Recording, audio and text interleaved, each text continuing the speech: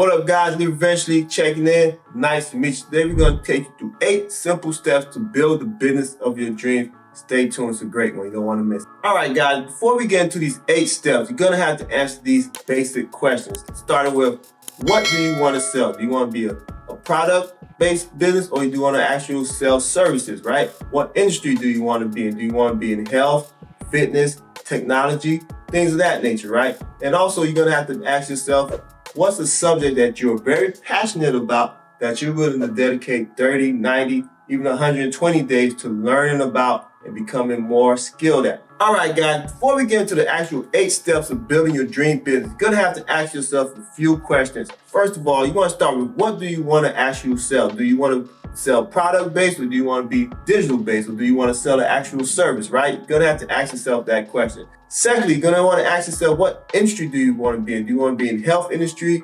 automotive, insurance, whatever, right? You want to figure out what industry you want to be in, what market you want to market in. And then thirdly, you're going to want to ask yourself, what skills do you have right now? What skills do you have right now that you can apply into your business right now?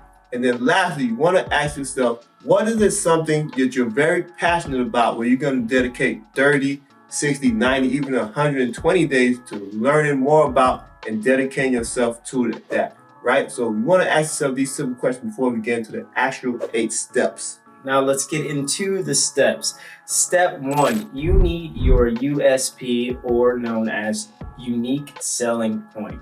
Now, what is this? You have to ask yourself that. What is your unique selling point?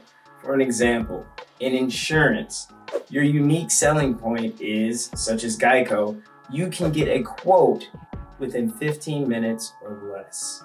That is your unique selling point. So you need to find, engage within your company, your business, whatever you're trying to start. What is your USP? Number 2, what is your target market? And we're going to define your target market as within the age group. Is it male, female? What interest does your target market have, right? You're going to really want to figure this out. Are you marketing to kids? Are you marketing to teens, preteens, adults, moms, dads, families, right? You're going to want to figure out what is your target market. All right, now moving along. Next, we're going to have the competitors. You need to know who your competition is. You need to know what they're doing better than you, so you know what to improve on and what to jump or leapfrog over them on. Competition is always good. Everyone has competition, and the most successful companies have competition. So lean into it, but use competition to make yourself a better company, a better entrepreneur. And to further that point on competition, guys, think about it.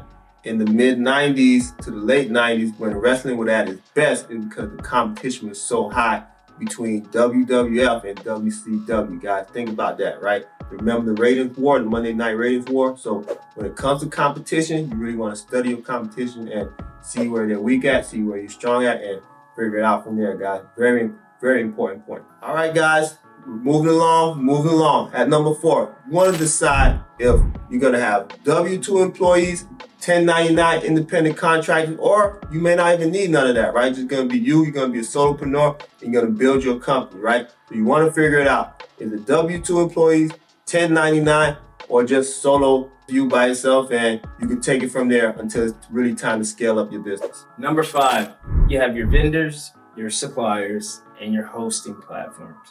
You need to understand these, and you need to know who's on board, who's not on board, whose paperwork is done, whose paperwork isn't done. You need to know what your suppliers can do in the future. You don't want to be limited or shortened in case there is a big order that you need to fulfill or things like that. You need to be aware of all of these different elements, and also your hosting platform. What are you going to go with?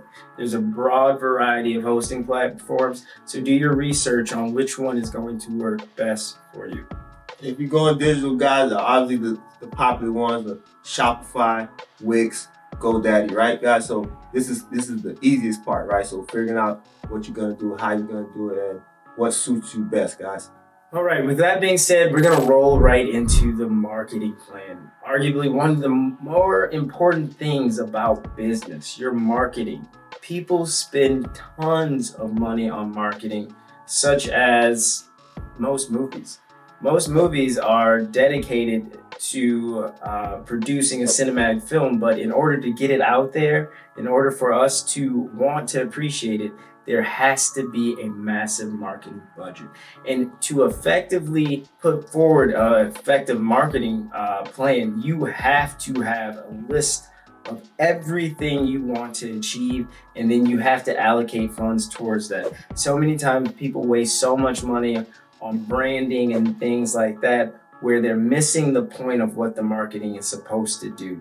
The marketing is supposed to sell to the customer. You utilize that USP, your unique selling point. You want to utilize that in order to convey whatever you want the customer to purchase or whatever service you want to provide. And especially now, guys, with the age of social media, it's so much easier to market and reach your audience, right? You take advantage of platforms such as TikTok, Instagram, even Facebook, right? Or you may be a charismatic enough person where you can just knock doors and sell your services around the spot, right? So figure out what works for you. And that's going to lead us to our next one, operations, right? How is your business going to function internally, right? What are you going to have in place? Will you need VAs, or will you be able just to handle it yourself? How will your business be structured, right? Are you sending out your 1099 vendors? Are you taking advantage of W-2 employees, right?